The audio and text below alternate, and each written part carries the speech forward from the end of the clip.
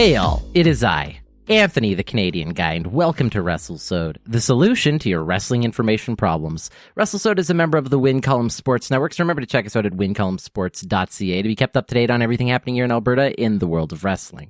Today, I am honking with the Canadian Goose. That is right, I am bringing you my interview with Kyle Shaw, obviously one of my favorite people in wrestling, such a nice guy. I can't wait to bring you this guy's interview.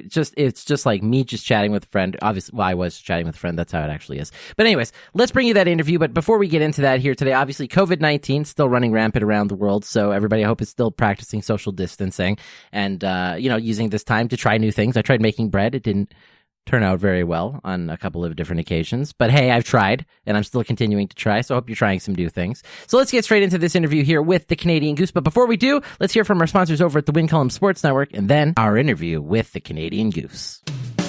When things aren't going right for your team, you scream at the television. When things are going right, you throw up a fist pump. The Win Column Sports Network puts your passion into words. Along with our affiliates Below the Ice, Duncan Duma, and Backbreaker Media, the Win Column Sports Network provides professional level coverage of semi-professional franchises, athletes, and organizations in Edmonton. Get in the Win Column with a fan's perspective on local sports with stories you can only find online at wincolumnsports.ca. Hey everyone, Anthony back. I am joined with one half of the RCW Tag Champions, the Canadian Goose, Kyle Shaw. How are you doing today, buddy? I'm doing really good, bud. How are you? I'm doing fantastic, man. I'm always really excited to chat with you. I've said it on multiple occasions. You're obviously one of my favorite people. So every time I get to sit down with you and chat, I'm super excited. Well, I'm happy that you're so stoked to have me on the show. So I'm stoked to be here. I don't get to be the one getting podcasted. Yeah. As much as I am usually the one doing the podcasting. Obviously the host of Monday Night Shaw over there, still also on the Win Column Sports Network, where you can keep up to date on everything happening here in Alberta. So let's talk a little bit about Kyle Shaw. So you are the Canadian Goose. You have obviously a really cool story when it comes to the world of transitioning into the world of wrestling, and we will definitely get into that. But let's start back all the way at the beginning. Kyle, buddy, how did you get into the world of wrestling to begin with? How did you start falling in love with wrestling? Honestly, I was watching Monday Night Raw one day, and there was this big mystery going on. It was like, who is the leader of Undertaker's faction? And then it turned out it was Vince McMahon. Oh, the corporate ministry? When they yeah. It was like, It was me, Austin. It was me the whole time. It was me all along, right? And I was just like, I watched it. I was like, oh, I'm watching this every week from now on. I was right there with you. I was watching at that exact same time. I loved the ministry and how it turned into the corporate ministry and all that kind of stuff. Super compelling stuff. Then, the next pay-per-view was the one where Steve Austin won control of the company in a ladder match or something. Yeah, I gotta say, Attitude Era, it was really fun for the way it would tell stories. Not necessarily the stories it would tell in terms of the content sometimes, especially now in 2020. But man, the Attitude Era was a fun time to live through as a kid. Yeah, it's kind of like that South Park era of professional wrestling as far as like my nostalgia goes for it. It's like, oh, maybe this is like inappropriate, but boy, it's sure fun to watch. Oh, yeah. I mean, you and me are probably about the same age, I would assume. We're probably within at least a couple of years of each other. So I'm assuming you and me had that very similar childhood where we grew up and like South Park came out and wrestling was awesome and like Beavis and Butthead was there and everybody's watching Ren and Stimpy and oh man, good times. Fair enough. Yeah. I mean, I honestly was never like a huge South Park guy or anything, but like I enjoyed the movie. Oh yeah. Well, a lot of good music in that movie. Their new video game, The Stick of Truth, was fantastic as well. Was that? Yeah, I played The Stick of Truth, but there was one that came out after that. I can't remember what it was, but I didn't play that one. Butthole. I got that one too, but I haven't played it as much as like the Stick of Truth. I played almost the whole way. No, I did. I finished the game. That was a fun game. Really weird for me. I'm normally the kind of guy who I like wrestling video games, so I play that a lot. But anything else, it's like, oh, I'll play it for an afternoon, maybe 2 afternoons in a row, and then just I won't ever play it again. And or I'll play it again, but it won't be for like 6 months. I've restarted Red Dead Redemption at least 4 or 5 times, just because by the time I pick it up and try to play it again, I'm like, how do I play this? I have no idea. So I have to go back to the start and learn how to play the game from the tutorials again. I completely understand. The same way with things like Stardew Valley and City Skylines XL and stuff. I just go back, what was I doing in this again? But so what kind of wrestling games did you play? Can you give us some of your favorites? Oh, my favorites. WrestleMania 2000 was probably the first Best one where I was game. like, oh shit, I need to get this. Best game. I got that on my shelf right over there. I was super obsessive about getting that. And then somebody broke into my house and stole my Nintendo 64. There was like a robbery at my house. Sorry. Yeah, well, it sucked, but I just was happy I wasn't at home when these robbers broke in. Absolutely. But anyway, my mom decided she would buy me another game console, and so she got me a PlayStation, and then I got the SmackDown video games and got into those. And then eventually I bought myself another Nintendo 64 and got WWF No Mercy. And so I think No Mercy and Here Comes the Pain are like my all-time two favorites. Totally understandable. Well, now that I know you liked WrestleMania 2000 so much, because I always told the amazingness of WrestleMania 2000. Next time I'm bringing an N64 when I go up to Edmonton and we're going to play some. Solid. I think I have a Nintendo 64 here. Like, I have a lot of video games. Let me know. I've got 3 N64s just in case, so you just let me know. The problem with the Nintendo 64s is they don't like to hook up to the modern TVs very well. No, not at all. I actually have an old school TV and then, like, that I use even for if it. you do get them, if you do get it hooked up to your HD TV, it looks like garbage. Yeah, it looks horrible. Yeah. But okay, so let's talk video games aside. So you grew up, you were watching wrestling as a kid. So what made you kind of fall in love? How'd you get in touch with, like, I guess you could say the local scene here in wrestling? In Alberta? Yeah. Well, because I first got started in wrestling in like 2005 in Victoria. Like, there was a local company there called Victoria City Wrestling. It was run by Vid Vane. The cremator was also like one of the guys that was there. Machete Brown. There was a guy called the Canadian Wolf. I remember that. Yeah, there was a lot of just small town indie guys, right, doing these shows in Victoria. And I eventually me and my buddies were doing like backyard wrestling at my house at the time. I mean, I'm not condoning backyard wrestling or whatever, but like, boys will be boys. It was a different time. I did it too. Yeah, we're out there having fun, and we would film these matches in my backyard that were all terrible, awful matches that nobody should ever watch. There's no psychology whatsoever. But anyways, I got it in my head. I was like, oh, well, we film our backyard shit all the time. I'll just message the promoter and see if he wants us to come and maybe we can film the show and do some commentary or something, right? Mm-hmm. But he was like, oh, no, we already got guys doing that stuff. But if you want to come help out, come help out. So I ended up going and helping out. And I became he called me the ring manager because I was kind of like one of the guys that was always there setting up the ring. And then I would put up posters and just be like this random helper guy that would just do whatever they needed me to do at just the time, for the love right? of the business kind of a thing. Yeah, it wasn't like I wasn't a performer in the shows or anything up until like the very last show, and then he didn't tell me it was going to be the last show, but it ended up being the last show. He had me do like a in the ring interview, like I was like Michael Cole, and I approached the one of the wrestlers after the match and was like, "Oh, what did you think of what happened or whatever?" Then the wrestlers, naturally beat me up, and then I got saved. So that was my first time performing in the ring. Do you remember who you interviewed that very first time? Yeah, the first time it was a guy named Sweet Daddy Devastation. He was the current NWA Canadian heavyweight champion at that time. Mm-hmm. So I interviewed him. He gave me a clothesline, and then Vid Vane came out and saved me. But they told me that it didn't make TV because the time restraints and stuff, and it was it was around the holidays when they were doing this, because this was going to be on local television. Wow, okay. In Vancouver and Victoria. But it probably was because I sucked, and it was terribly unusable footage. But anyway, that was my first foray. So then when I actually did get to Alberta, I pretty much just offered up my services to help out at shows, right? I was like, I can do music, I can help set up rings, I can help drive the boys back and forth to the hotel, whatever you need. Like, Squig was like, oh, come on down and lend a hand. My first RCW show was at the Festival Hall in February of 2015, I believe. Mm-hmm. And I worked the music.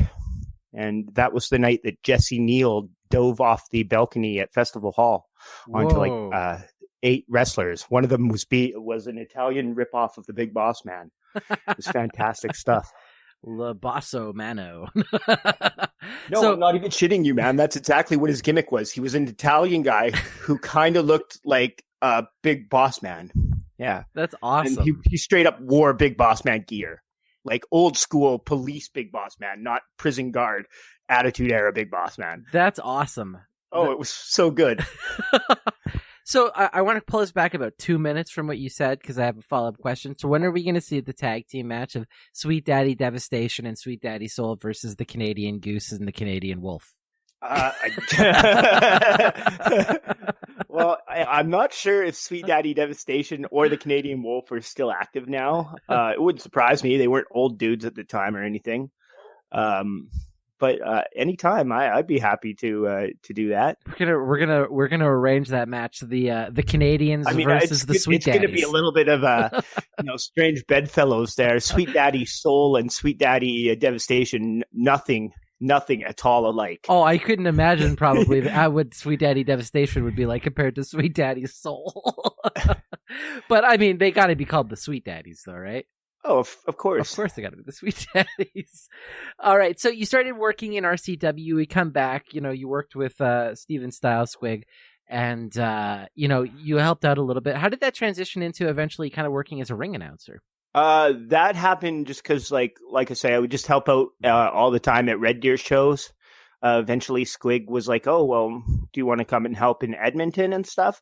And so I'd go up to Edmonton once in a blue moon, and then eventually, Squig and Jesse Neal were driving outside of Red Deer one day, and they just were like, "Oh, hey, Kyle, do you want to go for lunch? Me and Jesse Neal are going for lunch or whatever." I was like, "Yeah, fucking hey, I'll go, hang out and have lunch with semi-famous professional wrestlers, That sounds like a good time to me." Right. So I think I might have actually like saved him that day too. Like his car broke down and I went and like brought him some fluid or something. I don't know. But anyway, he was like, "Well, what do you want to do, Kyle? Do you want to be like a wrestler? Do you want to be a ring announcer, a referee or anything like that?" I was just like, "Yeah, I'd like to try anything like that." And then one day he was like, got a message out of the blue, "Hey, I need an announcer in Calgary tonight. Are you down?" And I was like, "Yeah, absolutely."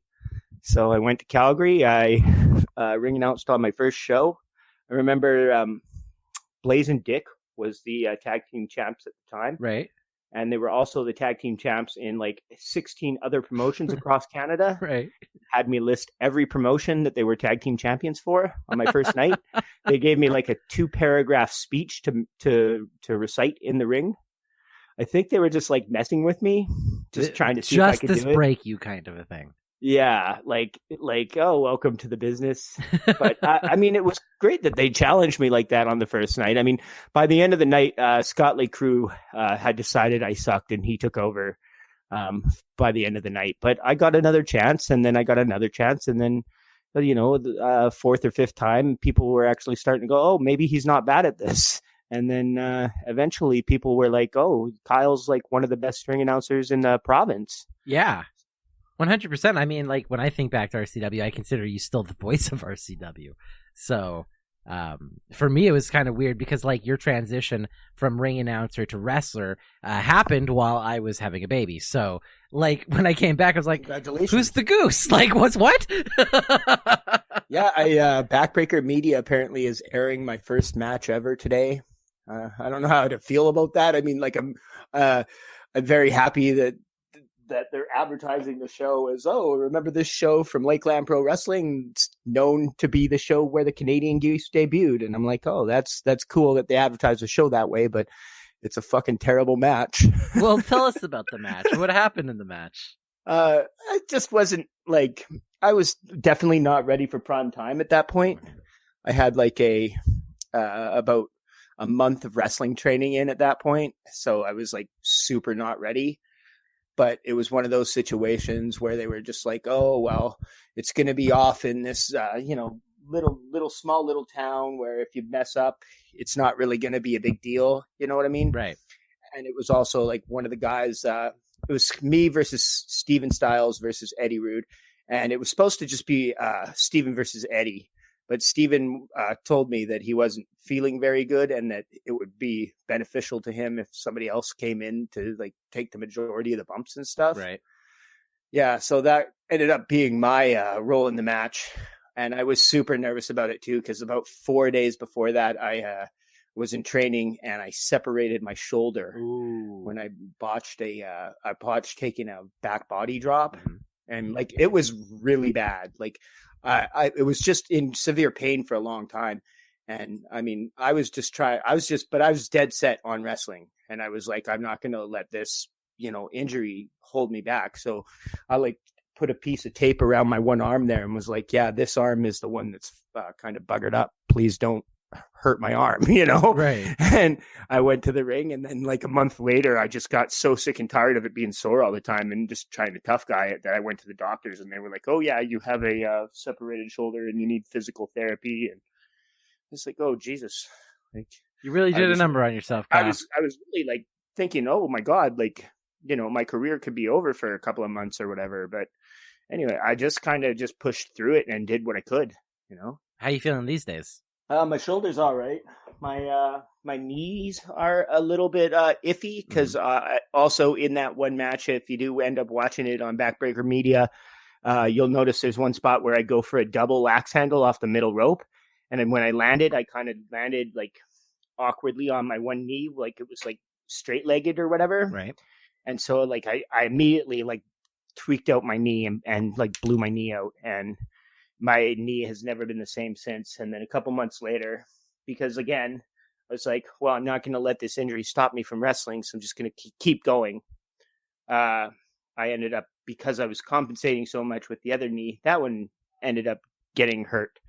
So both my knees are kind of buggered up, but I have some really excellent knee braces and stuff that I wear to the ring. So usually my knees are okay. Good.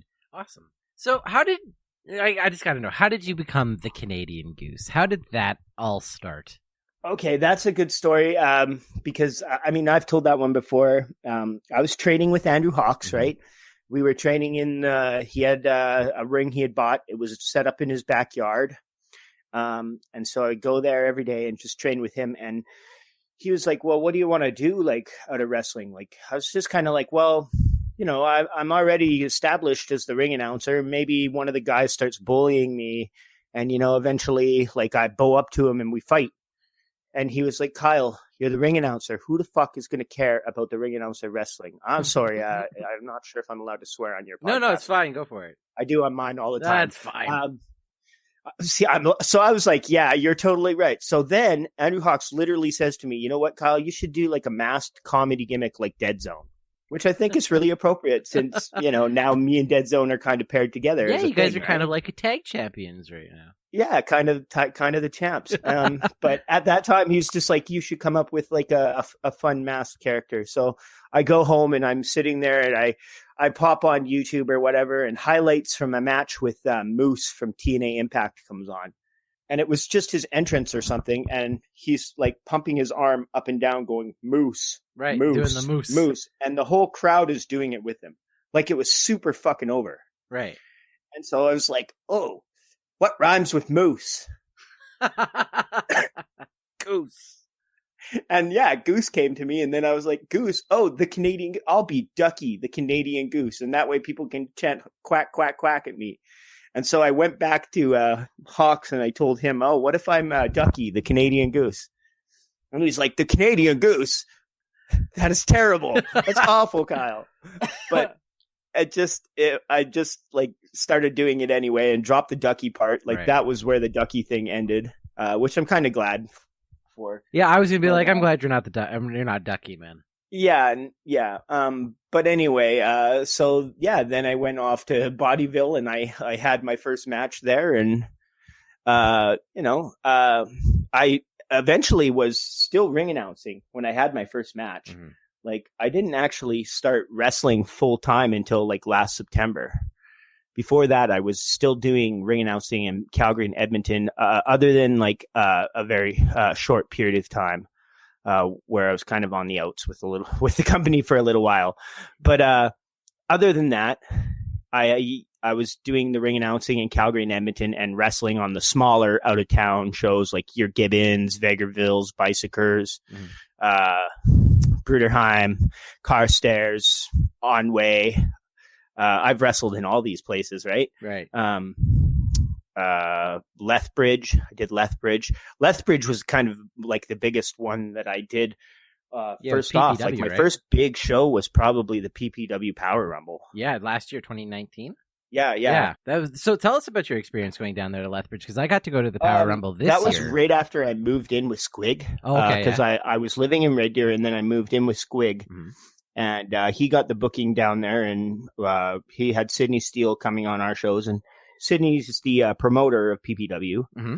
So he asked Squig if Squig wanted to go down and be in this battle royal. And Squig's like, yeah, how about Goose too? And Sydney Steele's like, yeah, Goose can come, but he has to, we're not Iron Sheiking it here. He's not going to win because he doesn't know how to go over the top rope. And I was like happy to go. So I just went, and I actually by that point had already been in a battle royal, so I knew how to go over the top rope. So that wasn't an issue. And I had a lot of fun in there. It was the one time when me and Cody Chimera squared off, because me and him worked together a lot in that. Right. It was fun, but like I say, it was before I did my secondary round of training, because up until September of last year, I had only done the 3 months with Hawks, because like I said, the ring was in his backyard. So once winter came, nobody really wanted to wrestle in the snow, right?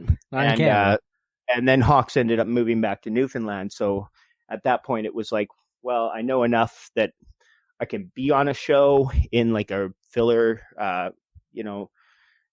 enhancement job guy role, right? Right. Like I knew enough to do that, but I knew if I ever wanted to get any actual better at wrestling, I needed to undertake more training. And so when I had the opportunity to go there and join up with the Force Pro Wrestling guys and train under Michael Richard Blaze, it was a complete, like, that's what I credit the good things that have been happening to me lately too, is that all the effort that was put into going there and training 4 days a week and just, challenging myself and pushing myself and being supported by the other great students and people that were there, and Michael Richard Blaze, of course. Like, he's the best guy in Alberta, right? Like it's not really up for debate. Nobody else around here has been on Monday Night Raw or 205 Live, or at least not in a very long time. You know what NXT, I mean? Yeah.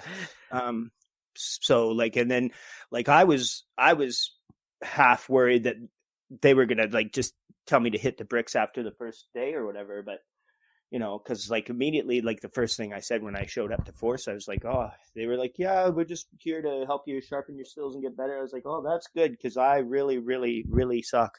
I'm the drizzling shits, and they all laughed. And yeah, by the end of the week, they were like, you're not allowed to call yourself the shits anymore, Kyle. Like you're clearly putting in effort here, and you're not as bad, or you're not as stupid or whatever as some people may have made you out to be, Fair enough. So you trained up there in Edmonton, obviously getting all those reps in. With Force Pro. Trained with Force Pro under Michael Richard Blaze and Tex Gaines. That was from beginning of September till the end of January. And that worked out really well for you, because in December you got to take place in the clusterfuck. It's not a clusterfuck; it's a tribute match at the Clandestine Society. And if you wanted to say that you thought you sucked, clearly that's not the case, because you won that match. This is one of the things like that I think about now, right? Like, I mean, I'm one of the tag team champions right now, and I mean, I'm not going to sit here and blow smoke up anyone's ass and try to be like I'm not anything but humble. But like, the fact of the matter is, if I sit here and tell you that that I suck and I'm a shits and I'm a disservice to the business, like that's an insult to the people that have put me over. Right. So like, I'm not going to sit here and just be like, oh yeah, I'm terrible and I suck. Like I'm obviously, like I know what my strengths are, like, and athleticism is not like my super strength. Mm-hmm. Like, it's just, I just try to hide my weaknesses and accentuate the positives and stuff. And I feel like if I say, oh yeah, I suck and I'm terrible, like, what does that say to the former RCW champions, right? Right. Like, or what does that say about the championship anybody itself? That we've defended the belts against? And like, yeah, what does it say about myself? And why would people want to come see me? I mean, come see me because I love to have fun, and because wrestling is like the thing I am like the most passionate about in my whole life. And if you get to see me do it, you'll know that while I'm out there, I'm doing nothing more than just trying to entertain people. 100%. And it comes across, obviously, every time you come out there, I'm ready to honk with everybody else, because not only is it one of the greatest, it's not only one of the greatest chants, but it really gets people into it. The Daniel Bryan yes thing, Yeah, like, exactly. If there was ever a Canadian Goose movement, it would just be the whole crowd honking. The honk movement. The Canadian Goose is like, it's a total underdog character, right? Mm-hmm. Which is why, like, I try to stay humble, and I would never say that I'm better than anyone else. But I also, like, I can't sit here and be like, oh yeah, no, I'm terrible and I suck.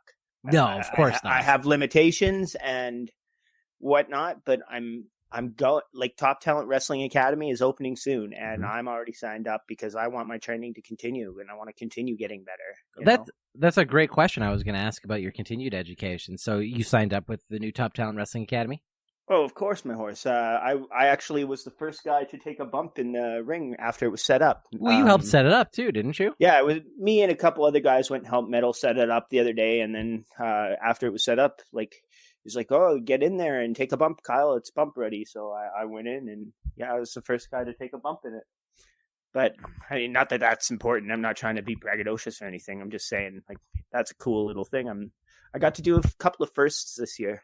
There's a whole bunch of, you were the first person, and I pointed this out, you were the first professional wrestler to wrestle and lose, unfortunately, at this specific case, but in Calgary of the 2020s. Yeah, for sure. And that I mean, we were actually, I would, the following night, I was also in the opening match of the card. Up in Edmonton?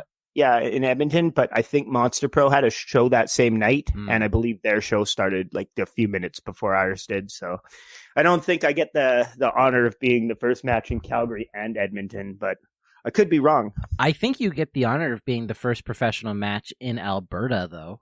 Yeah, that's cool. That's a pretty good one, I would say. The first Albertan wrestling match of the 2020s. Pardon me. No, I was talking to Spencer Love. He sent me a message the other day, and he was telling me the Canadian Goose actually has the best win-loss record in all of Alberta as far as tag team wrestling goes for 2020. That's amazing. I have 7 wins and 1 loss in tag matches. That's so really far good. This year. We're what, the 3rd month into the year? Mm-hmm. 4th, and I've turned to 4th. Okay, well, I've had 15 matches already this year. That's crazy, hey? Yeah, it's totally nuts. Because, like, if you do think, like, some of the other shows, like PWA runs, like, what, twice a month? Yeah. I mean, and I know lots of their guys get booked in Saskatchewan and stuff, but, like, there's lots of guys that are going to do, like, that's what, 2 shows a month. There's 12 months in a year. That's 24 shows, right? I'm already halfway there. And Monster Pro only does, like, 1 show a month. So I'm already got more matches than a lot of those guys will get all year long. Yeah, you kind of set yourself in a good position, especially being champ. You're moving around everywhere right now. RCW does a great job of that, where they're just putting RCW is fantastic, and like, it's a real bummer that we have had all these cancellations, because like it has gotten to the point now where like I don't make a lot of money wrestling. It's not like a super lucrative endeavor for me, right?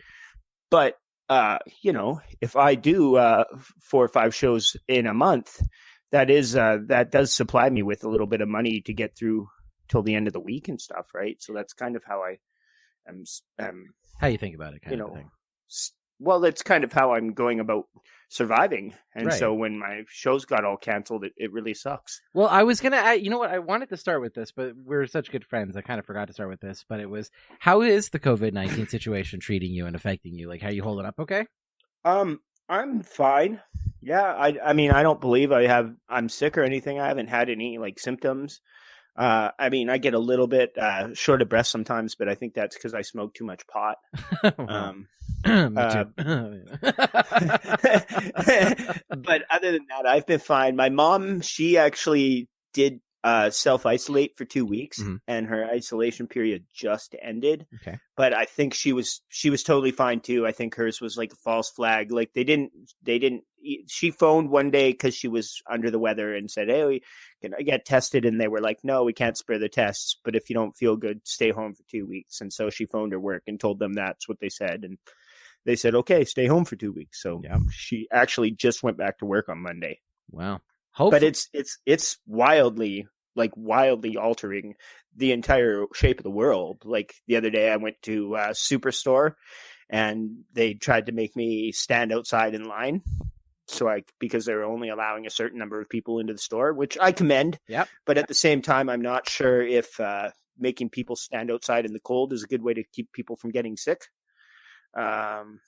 You know what? It's almost like a catch-22 at that point. It's like, what's worse, the common cold or COVID at this point? Or flu or whatever, that'll kill you too. Right? Yeah, I mean, flu does kill a lot of people every year. So it's almost like a what do you do, unfortunately. Yeah, well, it was weird because as soon as I was like, okay, well, I'm not going to stand here and wait outside in the cold, I just went to Walmart. And Walmart you just walk right in and seemed to have a lot of people there because I'm sure other people were leaving, and like I say, I'm not trying to hate on Superstore for making me wait outside. Like, I get it. Best Buy did the same thing. And in fact, because I went over to Best Buy yesterday and I was like going to take a look around and see if there's any new movies or games or anything I wanted to buy. And they wouldn't let me in the store. They were like, "Oh, if you know what you want, we can go in and get it for you and bring it out." But I was like, "No, I need to go in and browse and see what the prices are." Like, I'm spending a fortune on this stuff. Like, I wanted to buy like a movie for $5 or something. You're just like, I just want to have a normal life again. And the weirdest thing is like WrestleMania is going to be in front of 0 people. Like, I'll be able to say like after this weekend that I have wrestled in front of more people than the wrestlers that worked WrestleMania 36. You know, that's so weird. It's such a weird thing. Super weird. But at the same time, it's like, what do you do? We're kind of all just stuck inside right now. We're all just like, well, I'm learning skills. I've been baking a lot of bread. I've been doing that. Really? I made a couple of different types of gravy today just to try out my different types of gravy. Whatever, you just do different things. I'm not a huge fan of gravy. You're not a huge fan of gravy? No. Oh man. Oh it's me. Just like friends off. Friends off, Goose. No, I'm just kidding. All right, I got a couple questions here I want to ask you that we got from Paul over at the YYC Wrestling Hub. Shout out to him. I've listened to a couple of your guys' show rundowns and stuff, and you guys have been super flattering towards me. I heard you say one day that you thought me and Jordan Aries were the top baby faces in the company. It felt that way. I remember that comment. I appreciate you lying to your listeners. Well, I mean, you can't. That was the 5-way match. And yes. Yeah, no, I got a huge reaction in that match. That was like the biggest reaction I've ever got. Yeah, you and Plastic Pants definitely get huge reactions out of the crowd for sure. 100%. So his question here, I mean, we touched on it a little bit, but I'm not gonna. We can say it again. He wants to know about your time transitioning from ring announcer to wrestler. Like, did ring announcing give you an intimate feel of the audience that other wrestlers who became like wrestlers right away just didn't have? Like, did your knowledge of being a ring announcer and how to work a crowd help you out with your transition when it came to working with a crowd? Oh, absolutely, 100%. Especially because like, I got to the point where I knew I was a good enough ring announcer that I could functionally do like the A's and B's of it without problem. So then I started to try to add some sizzle to the steak, and, I would do a little warm up at the beginning of all my shows where I'd have like one side of the audience do a yay. And then I'd have another side, and then I'd, get everybody in the building just to make some noise at the beginning. And that's crowd work, right? Right. Yeah. Also, like, I'm used to talking on the microphone now because I did that for 2 years as the ring announcer in RCW. Like, I was required to cut promos at times and stuff. Not like the same kind of promo you would cut if you're a wrestler, but when you're a ring announcer, your whole job is to convey information and get people hyped up to have a good time.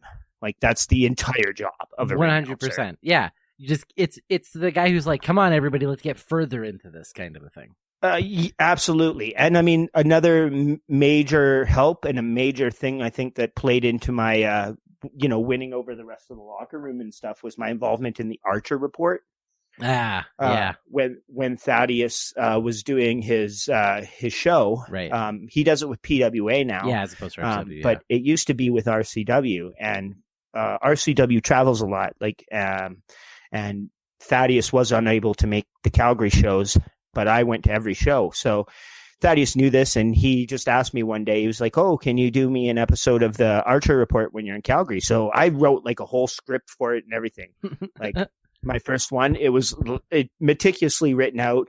And I had all these wild and crazy ideas because I was just like, okay, what is this craziest, most batshit, like insane stuff he will not see coming, right? Like he'd been doing this angle where top talent was refusing to wrestle unless they got a rider, which is like, if you're a famous rock band, you tell the promoter of the show, oh, you better have like a bowl of green M&Ms or whatever. And like, you need to have drinks on ice for us in the back and some fruit and stuff. And I was like, okay, well, they're doing their rider thing. What's the most batshit insane stuff I can make them request? Right. And it was like through some sort of contrivance, they would tell me, or at least I would hear that they wanted me to get them hookers and blow.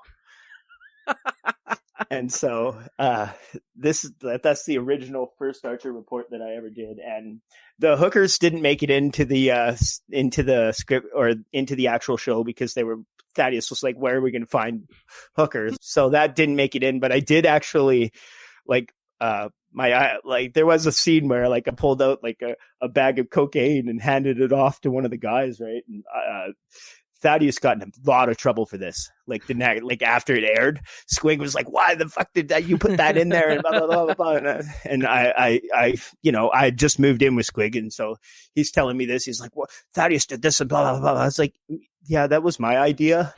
And he was like, "Oh, okay." Just like, don't do that again. So I never put any more. Like, I just thought it was a funny reference and whatnot. It wasn't, but I understand why it may not be appropriate for us to be putting that out there. But I was just trying to do like the most, like I say, batshit insane, off the wall, like outside the box stuff you could think of, right? So I did that whole Archer Report, and then Thaddeus, he thought it was really well done. Like he thought I did a really good job. So then it turned out almost every time we would go to Calgary until Thaddeus left RCW, I would host another edition of the Archer Report. I want to go back and watch this one. Bonnyville. Oh yeah, no, I hosted I think 7 or 8 episodes. That's awesome. And the final episode I hosted was one where I was looking to find the Canadian Goose and do an interview with him. I've seen that one. Yeah, I've seen that one. Yeah. And I got Dylan Stone to put on the mask at the end. And so there's like this inside joke that, oh, the Canadian Goose is not me, when in fact it was. It was indeed Dylan Stone. Well, kind of going along that same vulgarity from that you did with the Archer Report, his second question I have here is, he wants to know where the line you came up with, specifically he wants, and I'll quote this, "You keep bringing dicks in. Well, you know what I do to dicks? I beat them and leave them limp." Okay, the actual line was, because this was in September when I had my first match in Calgary, and it was a semi-main event, and it was me versus heavy metal. But earlier in the night, I ring announced the first match, and at the end of the match, Steve Rivers accosted me and beat me up, like shoved me across the ring or something. And this was like the third or fourth time I'd kind of gotten beat up in Calgary, right? Like once the guys knew I had training, they were like, "Oh, let's beat up the ring announcer to get heat," right? So then after Rivers like beat me up again, I just kind of lost my shit and was like, I'm ready to throw down. And so I went and I did this whole promo on Steven Styles. I called Steven to the ring and I was like, you find this real amusing, don't you? You hire all these dicks and bullies. This guy beat me up last week. Steve Rivers beat me up here again. Last time I had a broken leg when he beat me up. And then I said, how about you? And all the stuff that went down in Radway when I got hit with the chair and whatnot. And then all the Facebook posts, because Steven would constantly make these jokes about me jerking off on Facebook like all the time. And it got to the point where I like legitimately was hot about it, right? Yo, you actually got legit heat. Oh yeah, I was like, I got angry at him, and we had a little bit of a blow up actually. But anyway, so like not right after, but after I'd come back to the company and whatnot, he comes to me and he's like, yeah, we're gonna go out. Rivers is gonna do this. Then you cut a promo about how you're sick and tired of being walked all over and blah blah blah blah blah, and then you go and have a match with Metal, and that was about as brief as it was. So like I was super nervous about the match, but like I just went to the ring and just started talking, and you bring in all these dicks, and you know what? If there's one thing that this man will give me credit for, it's beating dicks till they're limp and leaking fluid. Give me a match. And you can see it too, because I asked like Metal and some of the guys like, hey, will you watch this to just like tell me or whatever, like if it's any good? And they're all like, yeah. So like you can see as soon as I say that, like you can see people behind the curtain like clapping and shit and like losing it. And I'll be honest, like as soon as he's like, oh yeah, you look at you being a big man now, right? And I took the mic back and I was like, oh, you want to see a man tonight? You're gonna see the goddamn Canadian Goose, honk honk honk. And the whole crowd started doing it, right? And I left and walked through the curtain, and immediately there was like half the fucking roster was there, and they were all clapping. That's it was awesome. like standing ovation as soon as I walked back into like the gorilla position or whatever. It was like one of the best feelings I've ever felt being a professional wrestler, because like that was the first night where it was like I felt like a star part of the show, you know, like I wasn't just out there to like make somebody else like look good or just to get beat up or whatever. It was like, no, like they trusted me to be like a integral part of that one show. Like I was challenging for the heavyweight championship. You know what I mean? 100%. You got to and walk me and away. Metal had like a long match too. Like that was probably one of the longest matches I've had, and one of the best matches I've had. And it was right at the beginning of my my last time that I was training. I mean, I'm really looking forward to like the next time I get to wrestle Heavy Metal, because he's like a barometer for my like what I've learned and stuff, you know. So like, I guess working in RCW, Yeah. I've got a couple of questions here before we wrap it up. Sorry, But no, it's totally fine. I'm drone on. It's totally, dude. So do I. It's totally cool. So who would you say, aside from maybe Heavy Metal, because you've already talked about him in that regard, but when you're working inside of RCW, who are some of the guys in the back that really like, you know, would help you out, would get some extra matches in with you before the show, after the show, get some extra reps in, teach you some stuff? Like, do you have some names out there? Well, like I say, it doesn't really work like that. Like we don't get to the show and then practice our matches beforehand. You know, you maybe get to go over a couple of spots or whatever. But typically, it was, you know, Michael Richard Blaze was helping me at Force Training. Zoe Seger was there. Shotgun Sydney, that's Sydney Thompson, Right. Houston Moore, Tex Gaines' son. He actually like he taught me a lot, which is weird because he's only had like one match, but he's like a natural. Sydney Thompson, of course. But like as far as guys in RCW, yeah, Heavy Metal has helped me go over stuff before shows and whatnot. Bryce the Slammer Sova, of course. Mm-hmm. He's helped me. Sweet Daddy Soul, Barricade, Dean Richter, like everybody in RCW is super cool. You know, I'm not trying to get too inside baseball. Like, you know, any of those guys want to come for my belt and I'll punch them in the mouth or whatever. But yeah, no, just as far as like everybody building everyone up, like I think the RCW locker room has like a bad rap, but I don't get where it comes from, because like, sure, once in a while there's one or two guys that are like, they're just not into my gimmick, or they're not into my act, or they don't think I should be a wrestler. Like, but like, it's like my mom says, like, Kyle, you're the kind of guy that's going to listen to that one negative opinion when you got 100 attaboys coming at you. And so like, I just decided, like, you know, I appreciate it when they tell me, okay, you're not good enough, because it makes me want to get better. Prove them wrong kind of a thing. Yeah, for sure. So like, even those people that are negative to the situation, like, yeah, I don't like it when it goes too far or gets like really like uncomfortable or even unprofessional at times. but like I do appreciate like having somebody to like motivate, like sooner or later I would like to change this person's mind. You have them I don't come wanna back get and be into- like, you know what, who I was I've wrong had about you, kind of a thing. with or whatever. But like, these are just the realities of such a competitive situation. Oh, yeah. I understand that. So, aside from the RCW tag champ, which you are currently in the holder of, and this is a question I've asked all of the different interviews that I've had so far, and this is the one that we'll end with here today. If there was ever a wrestling championship throughout history, and it could be a belt or a sword or a shield or whatever it is, because there's been so many different championships out there, if you could like be the holder of any belt throughout time, what belt would you love to be like called the Canadian Goose's belt? Oh, geez. I mean, just my like off the top of my head, instant like Rorschach answer would be like the Winged Eagle belt, of course, because like why not? why wouldn't you just want to hold this majestic bird belt, right? That's a really good point, actually. That's a great choice. Or maybe the ECW belt, like the newer silver ECW belt, just because it's like it's one of those minor belts that like nobody gives a lot of credence to, but it's actually a pretty nice looking belt. Would we ever see you in a nice hardcore match? I like I say, I've been in one before. Mm-hmm.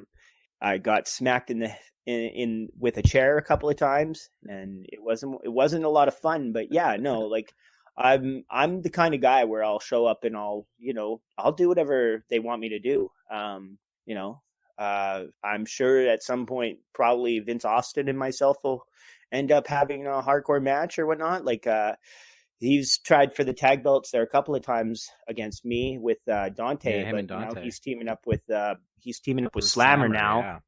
And I mean, don't get me wrong, I'm not wishing me and Dead Zone into a situation where we have to wrestle Slammer and Vince Austin, because no offense to Dante, but one of these things is not like the other. And one of these things is Vince Austin and Slammer are like their name of their team is the Death Squad. Right. And, so I'm not wishing to wrestle them in a hardcore match or anything, but, Vince Austin might be Suki that I've beaten him twice in tag matches already. So, come after your blood. Do what we have to do. Yeah.